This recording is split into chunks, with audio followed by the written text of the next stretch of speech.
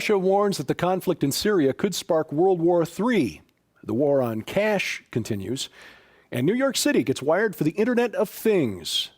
This is SkyWatchTV for Tuesday, February 16th, 2016. I'm Derek Gilbert. But first, you know by now that Supreme Court Justice Antonin Scalia was found dead at a luxury ranch in Texas where he was staying as a guest Saturday. He died at the age of 79. Now, there are some theories being floated around the internet that foul play was involved in the passing of Justice Scalia. Frankly, I don't buy it. I would like some more evidence. There's nothing to be gained. The theory goes like this, that in order to give President Obama the opportunity to appoint another progressive justice to the Supreme Court, the most conservative constitutionalist justice on the court had to be moved out of the way, eliminated. This is a court, and this is why I don't buy it, that gave us same-sex marriage. The court that approved Obamacare somehow found in the Constitution a right for Congress to tell you and I, as American citizens, that we must purchase a product, health insurance, just because we are citizens of the United States and breathing. The Constitution does not give Congress that right, and yet somehow the alleged conservative Chief Justice, John Roberts, appointed by George W. Bush, cast the deciding vote and then voted in favor of it again when it came back before the court on appeal. So the court was already voting 5-4 and sometimes 6-3 in favor of progressive causes, even with Justice Scalia on the court. There was no need to take him out before it was his time to be called home. And I pray that that is, in fact, exactly what happened. Now, it's no question that the confirmation of whoever replaces or is nominated to replace Justice Scalia will be long, drawn out, and acrimonious, even if the harsh words thrown around by politicians are just for the benefit of us watching the spectacle at home on TV. But I don't expect the Republican Senate to even act on any nominee put forward by President Obama before the end of his term. In other news, in Syria, things are heating up as we approach a target date for a ceasefire. As I mentioned late last week, Saudi Arabia said it was prepared to send troops into the fight against the Islamic State in Syria over the wishes of the Syrian government and its Russian guests. More likely, if Saudi Arabia does send troops into Syria, they will be fighting troops loyal to Syrian President Bashar al-Assad and his Iranian allies. Turkey also massing troops along the border with Syria, and it was reported over the weekend that Turkish soldiers were among a group that raided across the border, apparently in an attempt to reopen the supply line from Turkey to rebel groups around the city of Aleppo, where government forces backed by Iranian Republican Guard troops and Hezbollah troops are making life very difficult for rebels right now. They're also being subjected to a fairly steady bombardment from the Russian Air Force. And a victory for the Syrian forces around Aleppo would essentially break the back of the rebellion. It would be very difficult to see the rebel groups, the so-called moderate groups supported by the United States, continuing the fight for very much longer if they're not able to resupply across the Turkish border. However, this appears to be something that the Saudis and the Turks aren't willing to just sit back and allow to happen. Over the weekend, Turkish artillery shelled Kurdish positions near the northern Syria town of Azaz over the weekend. The Kurds had taken the town late last week. It's about 4 miles from the Turkish border with Russian air support, part of the operation to cut those supply lines between Turkey and the Syrian rebels at Aleppo. Turkey's President Recep Tayyip Erdogan has criticized the United States in recent days for its support of those Kurdish rebels. As we've said before, the Turks apparently see the Kurds as a greater threat, an existential threat, actually, than the Islamic State. They see them as such a threat that they're willing to openly fire upon a group that is ostensibly an ally of the United States in the fight against ISIS. Erdogan said at a meeting last week that because the U.S. never declared the Kurds as a whole a terrorist group, the region has turned into a sea of blood. And it appears that, once again, the United States is leaving the Kurds out in the cold. Some sources report that the United States and Russia have agreed quietly to divide responsibility for Syria using the Euphrates River as a dividing line. The United States responsible for the area east of the Euphrates, with Russia taking control of what's happening west of the Euphrates, which of course is where the town of Azaz is located and where the Turks are shelling those Kurdish positions. This may explain why President Obama is standing by while Turkey fires upon an American ally. Meanwhile, Russian Prime Minister Dmitry Medvedev warned the U.S. and its Arab partners that the situation could turn into a new world war. This message apparently directed at Turkey and Saudi Arabia, which, by the way, reportedly sent warplanes to the Turkish airbase at Incirlik, possibly ahead of a ground invasion by Saudi and Turkish troops of Syria. From London, the Saudi-backed Arabic-language newspaper Al-Sharq al-Awsat reported, English translation, of course, that the countdown for the Turkish-Arab interference in Syria is approaching zero. Now, it's true that Russia has superior weapons and a much more powerful military than Turkey or Saudi Arabia. But a military analyst whose column I was reading over the weekend made a good point. The number of Russians actually on the ground in Syria and the number of weapons, Russian weapons on the ground in Syria, is relatively small and very far away from Russia. Very long supply lines. In fact, supply lines by sea have to pass through the Bosphorus Strait, which is controlled by Turkey. Very long way for bombers to fly to supply air support to Russian troops under attack.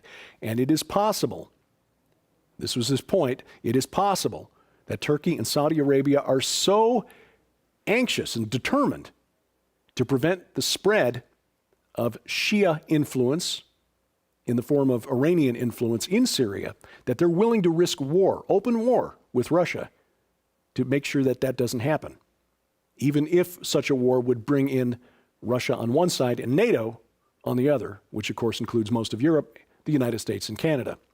So over the weekend, President Obama called Russia's President Vladimir Putin, asking him to stop bombing the Syrian rebel groups that the United States had been supporting, groups that the United States had promised to protect against air attack. And of course, that was before Russia deployed its air assets to Syria. Stay tuned. This situation in Syria could turn ugly in a very quick hurry. Calls for an end to physical money, cash, continue to come from influential bankers and economists. Within the last few months, in some cases within the last few weeks, op-ed pieces in leading financial publications like Bloomberg and Financial Times call for an end to what Financial Times calls a barbarous relic, folding money. Now, why eliminate cash? Now, we're being told it's to stop illegal activity like tax evasion or financial crime, corruption, money laundering by drug dealers and terrorists.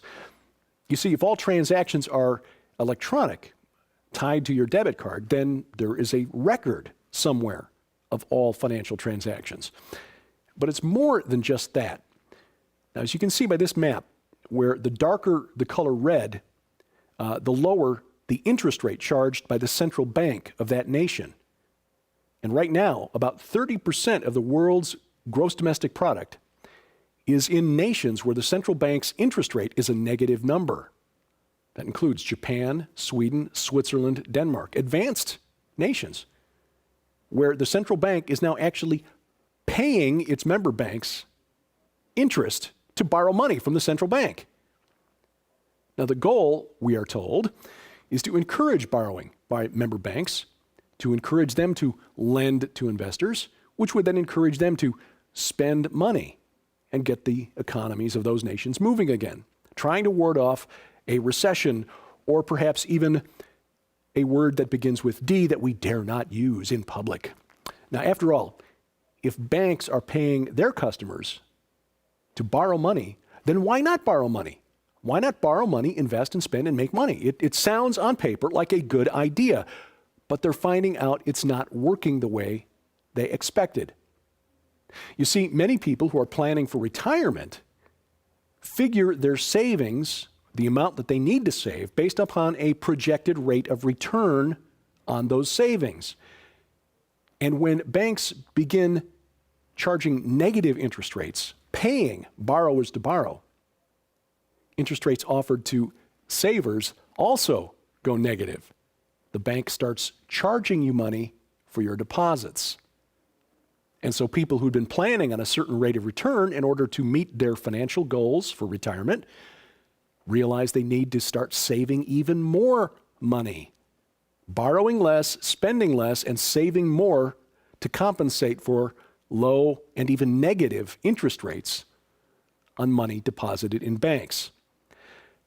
Some people have even realized that when the bank is charging you for your deposit, it makes sense to just withdraw your money from the bank altogether because you're better off putting it in a coffee can and burying it in the yard or putting it up between your mattress. So to prevent that,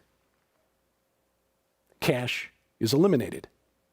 If everything is electronic, you have to have your money in a bank, even though it's virtual cash, nothing more than electronic bits and bytes, because the banks are the only ones authorized to track those electronic bits and bytes that have replaced actual folding money.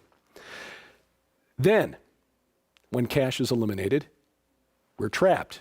We cannot extricate ourselves from the financial system. The bankers will always have customers because we will always need them to track our virtual cash. And then bankers can do whatever they like with the interest rates, make them as negative as they like, because we have no option. And even more than this, it provides the government with a complete record of all financial transactions. There is no more privacy when it comes to what you and I choose to spend our money on. And that is part of the end game. And the first shot in this elimination of cash, which sounds far-fetched, but the first shot may have been fired in the European Union. On Monday, the European Central Bank voted to eliminate the 500 euro bill. That's the second largest denomination in circulation among European banknotes. The head of the ECB said that this action is not about reducing cash, which translated means this move is only about reducing cash. Now, it sounds like this may not be a big deal, a 500 euro note. How many of those could there be in circulation? Well, this chart shows you about 30% of the physical money in circulation in the Eurozone is in the form of 500 euro notes. So, in one fell swoop, by eliminating the 500 euro banknote, the European Central Bank has reduced the value of cash in circulation in the Eurozone by almost a third. And now some experts are calling for that to happen here in the United States. Harvard economics professor on one of the cable news money shows over the weekend called for an elimination of the $100 bill. Ban the Benjamin. Get rid of the $100 bill. It will eliminate corruption, money laundering, tax evasion, and so forth. If the Federal Reserve Bank were to eliminate the $100 bill, it would pull more than 75% of the folding money, the currency, physical cash, out of circulation. It's all part of the coming technocracy, a system in which scientists, engineers, and technicians monitor and control every aspect of our lives. Sharon and I talked about this on Sci Friday. They need data so that they can calculate the optimal production and consumption of goods, services, and energy. Basically, every aspect of our lives. And New York City has taken a step toward this reconstructed Babel by announcing it will integrate 4 million homes into the Internet of Things. Consolidated Edison, the energy company there, connecting 4 million electricity and gas customers to a smart grid. This smart grid uses a system, a networking standard called 802.15.4G, or YSUN, which stands for Smart Utilities Network. The smart grid collects data from thermostats, from meters, sends it back to a central location where the load across the grid is balanced. Again, that sounds like a great idea until you're actually living in a house on a 95-degree day when the grid decides it's your turn to turn off your air conditioner. I lived in a house like that near Indianapolis, and I can tell you that's not much fun.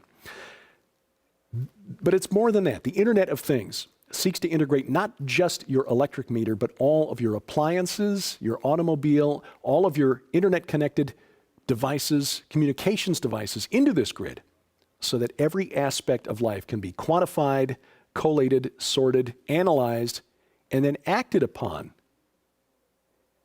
And it doesn't take a prophecy expert or much imagination at all, frankly, to see how this will be very, very useful in coming years for a one-world government. If you think this is far-fetched, just think about this.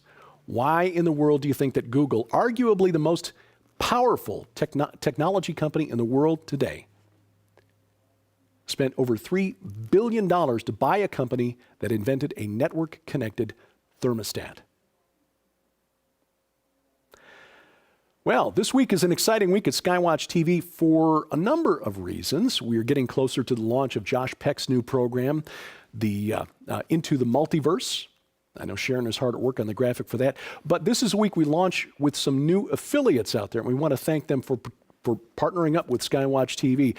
Beginning this week, in addition to the Christian television network, you will see SkyWatch TV on the Cornerstone television network, headquartered out of Pittsburgh, Pennsylvania, but broadcasting over the air to television stations all over the country. We will very soon have a list of affiliates posted at our website, skywatchtv.com, so you can see the local channel, find out if we're on.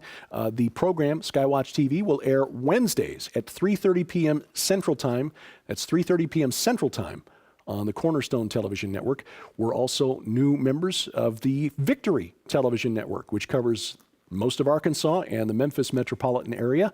We'll be on the Victory Television Network 3 times a week, Mondays at 8:30 p.m. Central Time, Tuesdays at 6:30 p.m. Central Time, and Saturdays at 3:30 p.m. Central Time. Again, Mondays at 8:30, Tuesdays at 6:30, Saturdays at 3:30 p.m., all Central Time on the Victory Television Network. And we're adding another day a week to our broadcast schedule on the Christian Television Network. So in addition to our usual time of Tuesdays at 8:30 p.m. Central Time, we will now be on the Christian Television Network Saturdays at 7:30 p.m. Central Time. And again, this is too much for me to read through the list of affiliates here, so we will have those posted very soon at skywatchtv.com. Our documentary film, Inhuman, The Next and Final Phase of Man is Here, has been nominated for a Telly Award. Now, the Tellys have been around for 37 years. This is the 37th annual. And while the judges will adjudicate the entries themselves, there is a separate award for the people's choice. If you go to skywatchtv.com, you'll see in the very top of the webpage there a link where you can go to the Telly Awards website and rate our film. And you'll also get a free 10-minute sample of the documentary that way. Anyway, log on to skywatchtv.com, follow the link to the Telly Awards, and we thank you in advance for your help. And of course, television time is expensive, and so your financial support is a real blessing to us. And in exchange for your support, we offer this gift to you during the month of February. This stone look cross, 8 inches tall. It's resin, looks like stone, and it carries the message of the gospel on it. John 3:16. For God so loved the world that he gave his one and only Son. Again, our gift to you during the month of February, while supplies last, for your financial gift of any amount to SkyWatch TV, and instructions on donating posted at skywatchtv.com/donate. You can also help us with a click of your mouse. Here's where we post things to the internet, and when we do, you can share those around by clicking like or share. And of course, on our YouTube channel, click subscribe. Josh Peck, brilliant young man, figured out how to put the little subscribe button in the lower right-hand corner at YouTube. If you click that button, you'll get a notice every time we post a new interview or a new daily update. And of course, here's my stuff on the web, Twitter, Facebook, and my website. My email address for your comments, questions, and suggestions. Please send those to dgilbert@skywatchtv.com. And thank you for watching as we keep watch. I'm Derek Gilbert, and this is SkyWatch TV.